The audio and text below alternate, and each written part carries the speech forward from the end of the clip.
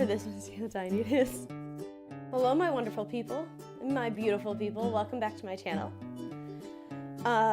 Just a heads up, I do have a head cold, so if I sound a little different, I'm sorry. But I'm still bringing you guys a video.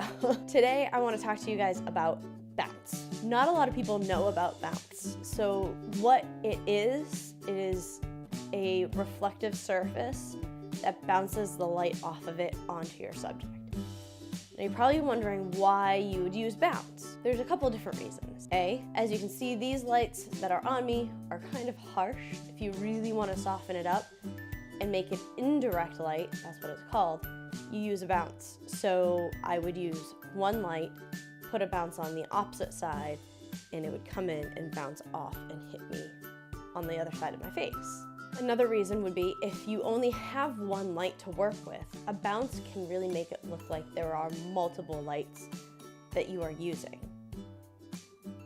I use bounce as a filler if I want a very dramatic photo, but I want the shadows not so dark, but I don't want them like really lit up, so somewhere in the middle, I'll use a bounce. Or if I wanted to make it look like a daytime photo in a studio, I would use a bounce, and that would really soften up the light. It would almost make it look like a light coming through a window, through clouds, kind of diffuse the light. Now you can buy bounce, which I have a few of. As you can see here, there are 3 different kinds of size bounces. So my very large one, as you can see, is really thick too. This one actually has one that you can unzip. So these come just like this. It doesn't look like much. You're like, wow, that's really weird looking. But with a pop, it's gigantic. I don't even know where to put it. It's gigantic. And as you can see here, I fully didn't zip it up all the way, but it unzips here and it actually becomes a diffusion. So you can see that you can kind of see through it. So that's a big diffusion. So these are really handy if you're traveling around going to different spots and you're not sure exactly what the light is going to be like. You can use the white. The white would give you a neutral bounce, a little bit softer. The gold would give you a warm, really bright bounce, kind of like if you're looking for sunrise or sunset kind of lighting. These are actually also, the cover is reversible as well.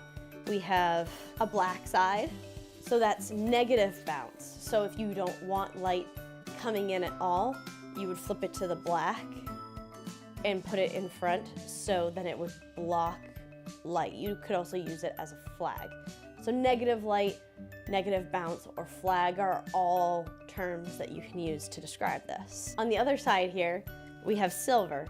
So it'd be very similar to the gold reflection, but it would give you a cooler tone of light that would bounce in a little bit harsher than just the plain white. You got a medium-sized one. So the big one would be great for big groups, or if you're working outside, a big reflector diffusion flag would be perfect, because then you can work with any kind of light. The medium size is if you're doing a portrait of some kind and you only are working from like here to here. This is pretty good because it's not gigantic, but you can still block a good amount of light. This one is just the white and the silver, so no flag or anything like that on this, but still very handy. Then this guy, the cutie patootie. This one I use for ring shots, details, anything like that, because it is so small. You don't really need a lot of space. And what's great for this one, see how tiny it is, so cute. This one actually does have the removable case too as well, which is very handy when you're doing details, because then you can figure it all out. This one, maybe I'll show you how to fold it on here. So you grab it by both sides. It doesn't really matter which side you grab it from. And one hand, I always find my right hand goes forward, my left hand comes back towards me, and then you kind of fold it in. And then compact. So you can use multiple bounces or just one. It all depends on what kind of light you're looking for. You can also do indirect light with a bounce and the light going directly into the bounce. So you can do indirect light by putting a bounce. So if a bounce was on this side of me, I could put a light facing the bounce and it bouncing the light back into me on the same side. So if you want a very dramatic look, but very soft light on one side, you put the bounce up and you put the light facing directly. You can do direct, but I would suggest putting the light down lower and bouncing it. And remember, light has the same angle. So if you're going up like this, light is gonna bounce this way. If you go direct in, light's gonna come back this way, but you're gonna have a shadow where the light is. So always remember that. So wherever you put your light source, your light is gonna go in the opposite angle. Now you don't have to go spending hundreds and thousands of dollars on bounces, kind of like I did. You can make your own bounce from your house.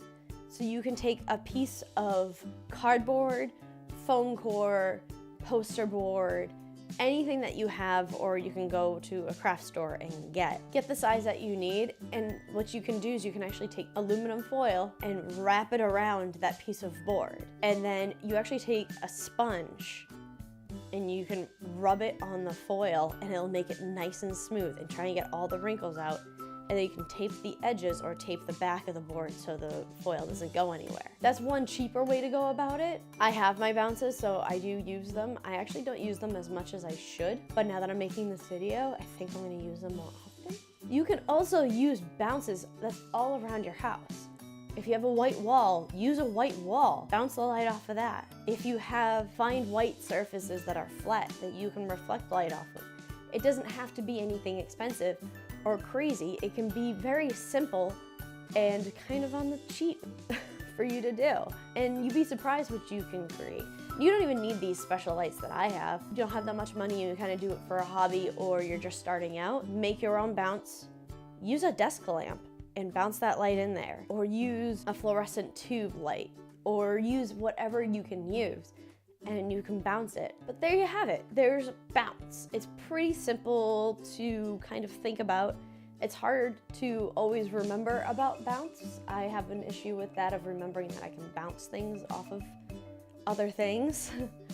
And I think I'm gonna actually start doing that this year, really looking at my environment, really looking to see what I can bounce light off of or what I can do. I usually use ceilings as a bounce. Ceilings are always good because most of them, about probably 90-95% of ceilings are white, but if you are bouncing, please look around your surroundings, make sure nothing's blocking your light.